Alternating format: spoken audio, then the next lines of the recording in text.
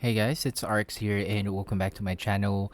We are back at it again with another keyboard review, and I am finally back with another Luminkey keyboard. They are back with their newest and updated version of their 75%. So today let's take a look and listen at the Luminkey 75 V2. A quick disclaimer that the board was sent over by Luminkey for review, but of course, I'll give you guys my honest and unbiased opinion about the board. I'll also place my affiliate link down below in case you are keen on getting the board and to also help out the channel. So the Luminkey 75 V2, this is the latest update to the original Luminkey 75, and when I say update, I mean they overhauled pretty much everything. The design, the build, the features, so let's break it down. So this is still a pre-built 75% with a full CNC aluminum case, quick disassembly feature, updated scroll wheel, and a PCB with tri-mode or wired option. Now for the software, it's not QMK or VI already, so it's kind of let down, but the wired version supports VL, while the wireless uses Luminkey's own software. Now for the price, it starts at $249 for the wired and $269 for the tri-mode, so it's definitely sitting in that mid to high price range for a custom keyboard. Now the big question is it worth it in 2025? So let's find out. Now first, the unboxing. The Luminkey 75 V2 comes in a premium packaging, which honestly, I expect the price point to have this kind of a packaging. So inside, you'll have the essentials, the USB cable, the switch and keycap puller, a few spare switches, and even a set of screwdrivers. And then of course, we have the board itself. So the unit that we have here is the silver colorway, but Luminkey also offers 3 other finishes, so you can pick whichever you like or whatever fits your preference. So let's just take a closer look at the design and the quality. Now holding the board, it immediately feels premium. Even at a glance, the finishing quality stands out. And this is something Luminkey consistently nails across their boards. Now the coating here is smooth and clean, no graininess and no texture, just a solid and polished finish all around. Now for the design, the machining here really impressed me because there's a lot of little details that I really appreciate. So take the bottom bezel here, for example. It has this subtle cherry lip that completely fades out near the arrow keys. And the edges are sharp but neatly chamfered, so there's chamfers here, and the bezels themselves strike a nice balance, so it's not too thin and not too thick. So moving up, you'll notice the vertical scroll wheel, so it's slightly separated from the case with a layer cut beneath it. And there's a small Luminkey engraving on the side, so just a slick little detail that adds to the overall look. Now the wheel itself is a clear upgrade from the V1, it's much smoother, and honestly it feels like a fidget toy with how effortlessly it scrolls and rolls from the side profile, and we have here the classic wedge shape. So flipping the board over, the back is just as refined as the front. You're greeted with this wide stainless steel PVD weight that runs across the middle. It's also beveled on the edges so it doesn't look too bulky. It's super clean with no unnecessary cuts or busy designs, just a smooth finish that instantly makes the board feel premium on the back. Now the machining here is really tight, everything sits flush, and the coating has that same smooth texture as the rest of the case. So you'll also notice the quick disassembly system here. It's quite hidden. Instead of having an obvious external latch or tab, Luminkey hides the bolt catch system within the case seams. So it actually looks good in my opinion, as the seams doesn't seem to push out or out of place. Now for the pre-built options that you'll get the Astral Linear switches with a 45-gram actuation force and a 50-gram bottom out, so leaning on that semi-balanced typing feel. Now the keycaps are PBT die subs, so it's not as crispy as the double shot, and the texture leans more on a matte finish. It's fairly decent, but overall could have been better, or just give us a bare bones option.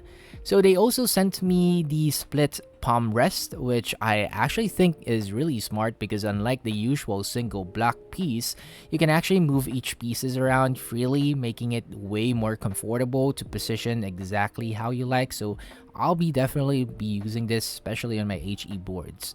So I think that's all that you need to know about the Luminkey 75V2. Let's now hear how it sounds. Now I'll be using the stock switches and I'll include one linear and tactile for sound comparison. I'll also do the foam versus no foam. And as always, please do remember the sound and experience, it will always matter and vary depending on how you build your board. So please do enjoy the sound test on the Luminkey 75V2.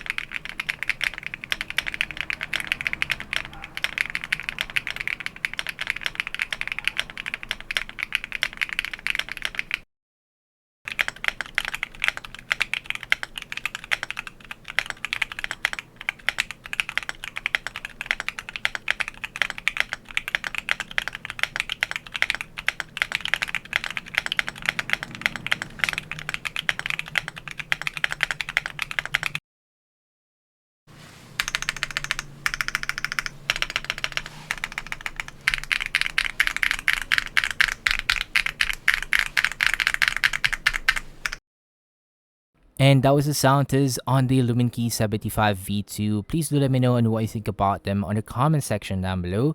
Let's have some quick discussions. And now, let's talk about my full experience on the board. Let's start with the feel. Now, I am biased toward boards without flex cuts, and this one has none. So both plate and PCB stays firm, so you get a very full typing feel. It's not stiff, it's just soft enough with the default PC plate, so it has a cushion for the bottom out. Now, they do have a dumbbell style gasket that keeps the flex minimal, so unlike other gasket boards that kind of feel bouncy with the sleeve type, but this one feels consistent, stable, and much refined in my opinion. You also pair it with the 7-degree typing angle. It's really comfortable, especially with the added palm rest. So if ever you'll find it stiff, pulling out the foams will add more flex, but if not, just keep the foams for the bouncy feel. Now for the sound, with the foams, it leans a little bit muted, but without them, it's clear that the board isn't foam reliant, which I expect at a price point like this. So the no flex cut design gives you a condensed and even sound profile. It sits in the middle ground between deep and clacky. So with the clacky switches like the Xinhai, it stays balanced. The tactiles like the Lavender Pro we tried, it keeps things clean and not overly deep. Now for the pricing, $249 for the wired and $269 for the tri-mode. It's really steep in my opinion, especially since you have below $100 boards that already offer a good gasket, tri-mode, and even quick assembly and via QMK compatibility. So if ever you only care about the features, you can save your money there. But Luminkey 75V2 isn't about chasing the cheapest specs. It's about refinement on the V1. So it has a better build, smoother acoustics, cleaner finish. So that's what you're paying for on this build. So if you already own the V1, I'd only upgrade and suggest if you need the new features like the quick assembly, scroll wheel, or the redesigned weight. The typing feel itself feels similar, so if you're happy with your V1, maybe save your money or explore other boards. But if you want a more polished version of what you've liked, then this one, the V2, nails it. But overall, the Luminkey 75V2 is a solid mid-premium keyboard, refined feel, clean sound, and easy to work with out of the box, but just know that this isn't the most budget-friendly choice for a 75% if you're looking out for a new one, but definitely needs to be on your list. So that is it for the video, guys. I hope you all enjoyed the review and I hope you find it helpful. If you do, please don't forget to like the video, share if you want, and of course, subscribe for more. And I'll see you guys on the next review. Peace.